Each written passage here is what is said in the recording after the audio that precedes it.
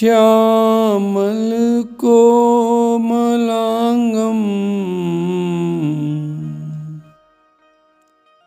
सीता समारोपितुवाम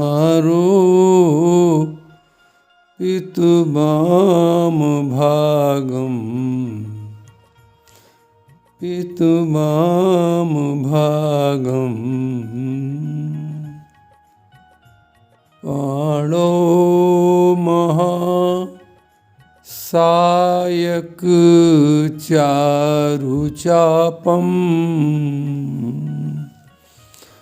नमामि रामं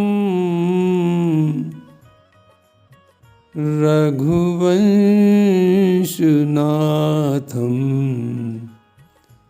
रघुवंशनाथं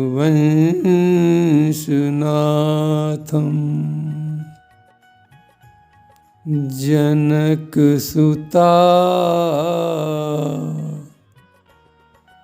जग जननी जानकी अतिशय प्रिय करुणा निधान की करुणा निधान की ताके जुगपद कमल मनावूं जासु कृपा निर्मल मति पावूं निर्मल मति पावूं निर्मल मति पावूं। जय सिया राम जय जय सिया राम जय जय जय हनुमान गोसाई कृपा करहु कृपा करहु गुरुदेव की नाई गुरुदेव की नाई गुरुदेव की नाई। अब लोगों ने प्रभु श्री राम के मुख से माता शबरी को नवधा भक्ति के उपदेश में तीसरी भक्ति सुनी। तीसरी भक्ति में प्रभु गुरु परंपरा को बनाए रखने के लिए कहते कि गुरु पद पंकज सेवा तीसरी भगति अमान तीसर भगति अमान। इसके बाद गुरु परंपरा को सम्मान देने के बाद प्रभु चौथी भक्ति का वर्णन करते हैं माता शबरी के सामने। चौथी भगति मम गुण गण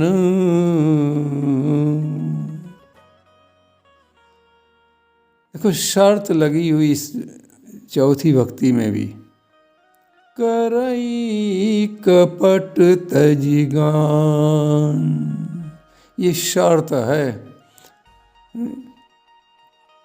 करई शर्त क्या है करई भक्ति क्या है पहले भक्ति समझ लें।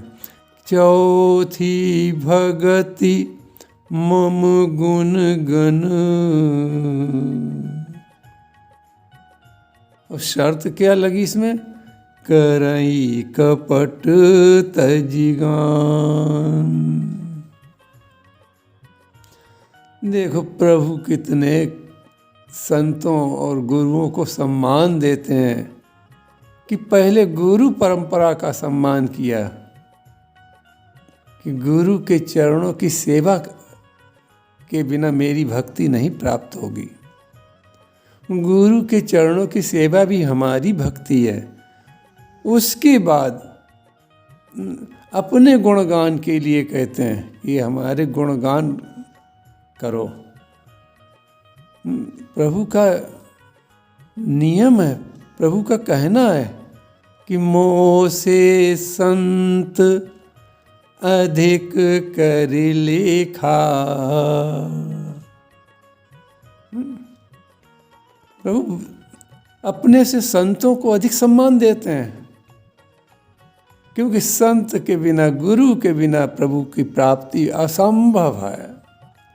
तो इसलिए पहले तो गुरु परंपरा को सम्मान दिया तीसरी भक्ति में, और चौथी भक्ति में अपने गुणगान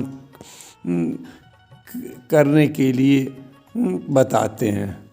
क्या कहते हैं कि चौथी भगति मम गुण गन, हमारे गुणगान करो, लेकिन कैसे?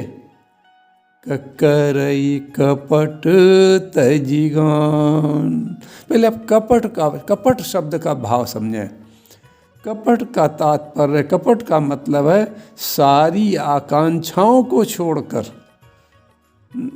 निस्वार्थ भाव से प्रभु का भजन करना, समाज की सेवा करना। देखो, भजन भज धातु से बना है, भज सेवायाम। भजन के दो भाव हैं। भजन का एक भाव तो एक प्रभु के गुणगान किए जाएं, प्रभु ने जो लीलाएं की हैं उन लीलाओं का वर्णन किया जाए, उन लीलाओं को गाया जाए। और दूसरा भजन का भाव है कि समाज की सेवा की जाए। और ये सेवा कहाँ से प्रारंभ होगी? ये परिवार से प्रारंभ होगी। परिवार में पहले माता पिता में भगवान का स्वरूप समझकर, साक्षात स्वरूप भगवान का साक्षात दर्शन माता पिता में करके, और वहाँ से सेवा का पाठ प्रारंभ किया जाए। ये भी प्रभु की भक्ति है। तो प्रभु बताना चाहते हैं कि ये भक्ति, ये माता पिता की सेवा, ये समाज की सेवा, वयोवृद्धों की सेवा, दीन दुखियों की सेवा कैसे करो? सारी आकांक्षाओं को छोड़कर, सारी इच्छाओं को छोड़कर, स्वार्थ को छोड़कर, तब ये चौथी भक्ति का फल उस व्यक्ति को मिलेगा, उस बालक को मिलेगा जो सेवा में लग्न है। तो कपट का अर्थ है, कपट का भाव है कि निस्वार्थ भक्ति हो, निस्वार्थ गुणगान हो, किसी से कुछ चाहने की इच्छा न हो। भगवान की कथा कहने में, भगवान के भजन गाने में, भगवान के गुणगान गाने में, प्रभु राम कृष्ण के गुणगान गाने में किसी से कुछ चाहने की इच्छा न रखे और निरंतर उस परमात्मा के गुणगान गाए जाएं। ये चौथी भक्ति है, कपट रहित गाने की वाली भक्ति है। और बिना छल छोड़े, बिना कपट छोड़े भक्ति नहीं है। वो तो स्वार्थ, अपना स्वार्थ, निजी स्वार्थ है केवल। भरद्वाज जी ने भी राम जी से यही कहा कि राम तुम किसको मिलते हो? कि कर्म बचन मन छाड़ी छल। छल, वही फिर कपट की बात भरद्वाज जी कह रहे हैं, छल कपट की बात, कि कर्म बचन मन छाड़ी छल, जब लगी जनु न तुम्हार। राम, जब तक मन वचन कर्म से व्यक्ति छल को नहीं छोड़ता, कपट को नहीं छोड़ता है, तब तक तुम उस पर कृपा नहीं करते हो, न वो तुम्हारा भक्त बन सकता कभी। और जब भक्त नहीं बनेगा तो उसे सुख की प्राप्ति जागृत या स्वप्न में भी कभी नहीं हो सकती है, कि कर्म वचन मन छाणी छल, जब लगी जनु न तुम्हार, और तब लगी सुख सपन्यों नहीं, किए कोटि उपचार। करोड़ों उपाय वो व्यक्ति कर ले, लेकिन सुख की प्राप्ति स्वप्न में भी नहीं प्राप्त कर सकता है, सुख स्वप्न भी नहीं प्राप्त कर सकता है, जब तक राम वो मन वचन कर्म से छल कपट को नहीं छोड़ देगा। छल कपट को छोड़कर तुम्हारी भक्ति नहीं करेगा, तब तक सुख की छां भी नहीं उसे प्राप्त हो सकती है। भागवत में भी इसी प्रकार का वर्णन है। सूत जी ने शौनकादि ऋषियों से कहा कि कपट रहित गुणगान करने से प्रभु भक्त के हृदय में आ जाते हैं और हृदय में आकर उस जीव के दुख समाप्त कर देते हैं। इसलिए प्रभु अपने मुख से सब माता शबरी को माध्यम बनाकर हम लोगों पर कृपा करके ये हमको समझाना चाहते हैं कि हमारे गुणगान तो करो।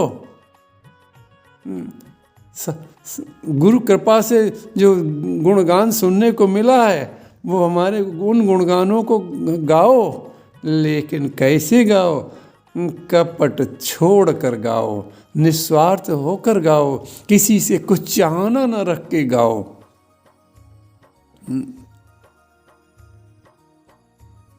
और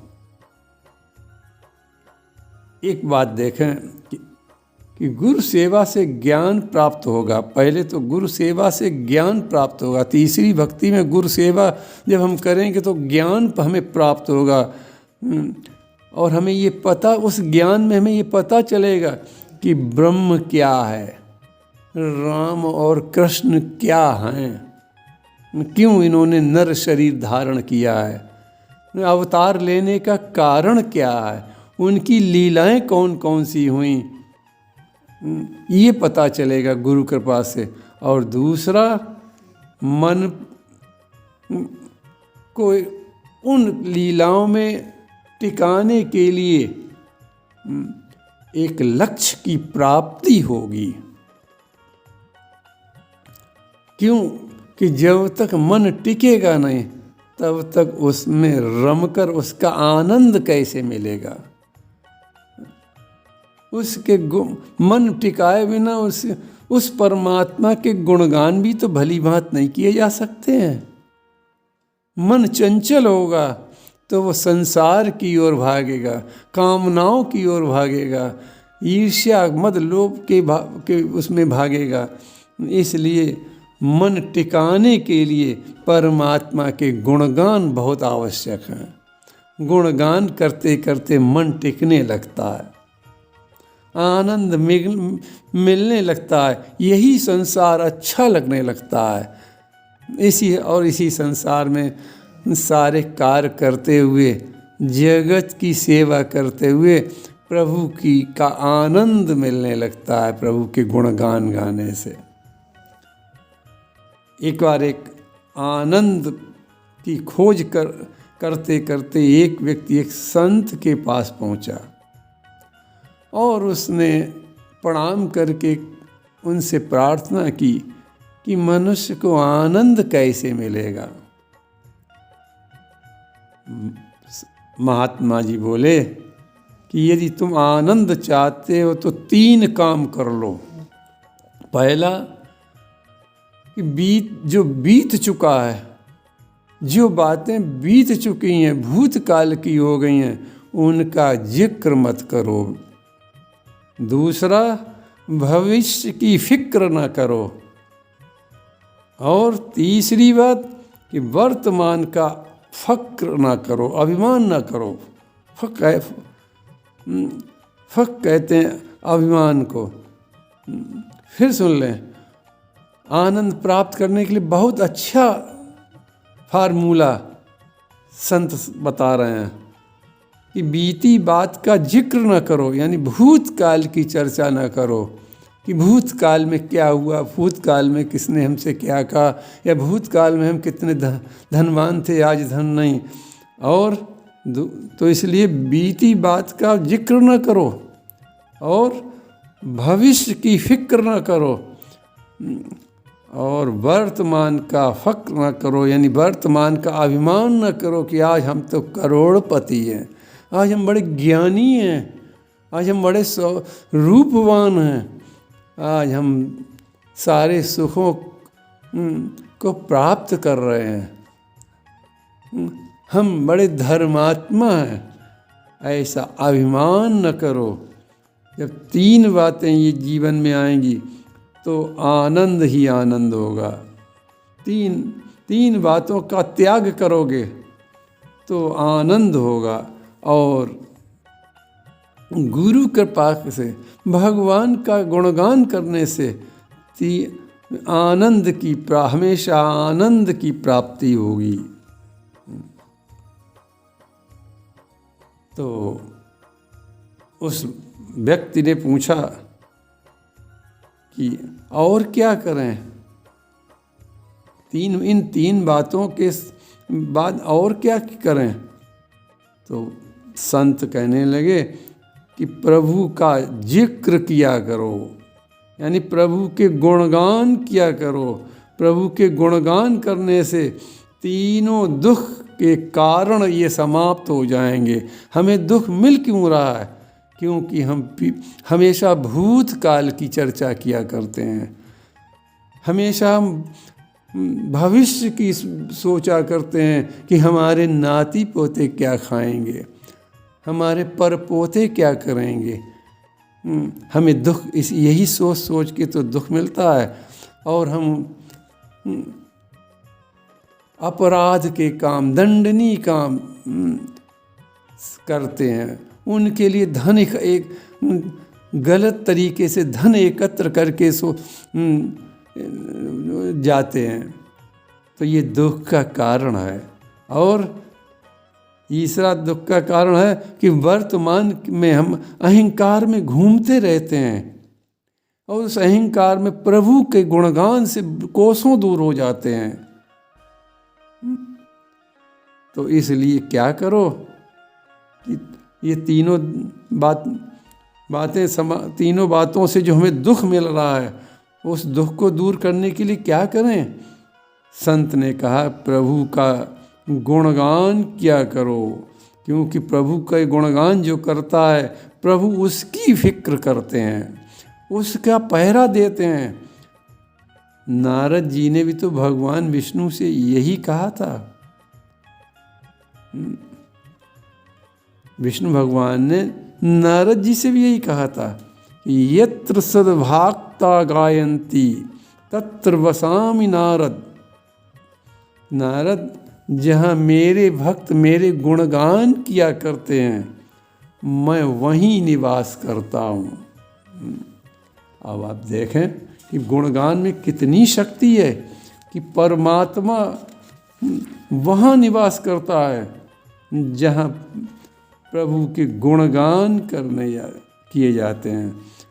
और गुणगान करने वाले हृदय के सारे संदेह नष्ट हो जाते हैं। किस प्रकार? जिस प्रकार सूर्य के निकलने से रात्रि का अंधकार तुरंत समाप्त हो जाता है, ऐसे ही गुणगान करने वाले हृदय में अज्ञान का नाश हो जाता है, संदेह का नाश हो जाता है, भ्रम का नाश हो जाता है। तो इस प्रकार प्रभु के गुणगान करने से इतने लाभ हैं। और प्रभु, यदि इस धरती पर हम अमृत पीना चाहते हैं, वैसे तो अमृत स्वर्गलोक में है, जिसको हम लोगों ने देखा तक नहीं है, कल्पना मात्र करते हैं। लेकिन यदि धरती पर अमृत पीना चाहते हैं तो प्रभु चर्चा, राम कृष्ण के गुणगान रूपी अमृत की नदी से ही अमृत प्राप्त कर लेंगे। कहने का भाव ये है कि प्रभु राम कृष्ण की लीलाओं के गुणगान अमृत जैसा आनंद प्राप्त करा के इसी पृथ्वी पर अमर कर देते हैं। आप देखें सूरदास अमर हो गए, कृष्ण भगवान के गुण गाते गाते अमर हो गए। नरसिंह जी अमर हो गए, माता मीरा अमर हो गई, इन्होंने गुणगान ही तो गाए थे, अमर हो गई। कबीर अमर हो गए, रहीम अमर हो गए, तुलसीदास जी अमर हो गए। गुणगान ही तो में शक्ति ऐसी थी जिन्होंने जीवन भर इनको अमृत पिलाया। जीवित रहे तब तक गुणगान रूपी अमृत पीते रहे, और शरीर छोड़कर जब गए तो आज भी लोगों के हृदय में जीवित हैं। ये अमरता है। अमृत का फल क्या? अमरता प्रदान करना। तो आज तुलसीदास जी अमर हैं, सूरदास जी अमर हैं, माता मीरा अमर हैं, शबरी अमर हैं। तो इसलिए यदि हम अमृत पीना चाहते हैं तो भगवान के गुणगान की अमृत नदी से, अर्थात गुणगान गा गा कर उस अमृत का पीने का आनंद प्राप्त करें। तो हमें उस गुणगान में जो आनंद मिलेगा वो अमृत के समान वो होगा। और भगवान के गुणगान कैसे हैं, प्रभु की लीलाओं का गुणगान कैसा है का एक मंत्र है और एक मणि के समान है, जिससे माया का माया रूप, देखो माया रूप, ये कैसी माया को संतों ने सर्प बताया है। तो माया का जो भयंकर सर्प हम लोगों के ऊपर चढ़ा है, और जो हमारे माथे पर बुरे लेख बन गए हैं, वो कैसे जाएंगे? वो भगवान के गुणगान से ही जाएंगे। वो प्रभु के गुणगान से ही जाते हैं। संतों के चरणों में मस्तक रखने से बुरे लेख मिट जाते हैं, और जिह्वा से भगवान के गुणगान गाने से इस माया रूपी सर्प का विष उतर जाता है। तुलसीदास जी ने मानस में लिखा इस कलिकाल के विषय में कि कलिकाल कैसा है कि कठिन काल मल कोश। अरे कठिन कलिकाल, जिस कलिकाल में हम दिन रात घर गृहस्थी में ही लगे हुए, परिवार में ही लगे हुए। देखो परिवार में लगना बुरा नहीं है, परिवार में की आसक्ति बुरी है। परिवार की वो आसक्ति बुरी है जिससे परमात्मा छूट जाए। क्यों? कि ये परिवार तो हमें पहले भी मिल चुके हैं। अनंत जाना जाने कितने जीवन हमने प्राप्त किए होंगे, वह सारा परिवार मिला होगा, चाहे जिस योनि में गए हों, लेकिन परिवार तो हमें वहाँ भी मिला होगा। वहाँ भी तो हमने आनंद लिए होंगे, लेकिन क्या वो परिवार हमारे साथ बने रहे? तो फिर ये परिवार साथ कैसे बने रहेंगे? इसलिए क्या हम इस कलिकाल में जो जी रहे हैं वो तुलसीदास जी कठिन बता रहे हैं बहुत, क्योंकि यहाँ माया की प्रबलता बहुत है। और माया की, भगवान की माया तो ऐसी विचित्र है कि जो ज्ञानिन कर चित अपहरई, बरियाई विमो बस करई। बड़े बड़े ज्ञानियों के चित्त को भी कभी अपहरण कर लेती है प्रभु की माया। ये प्रभु की माया जाएगी कैसे? इसके लिए तो जो प्रभु अपनी चौथी भक्ति बता रहे हैं, ये चौथी भगति मम गुण गन कपट करे तजि गान, कपट करे तजि गान।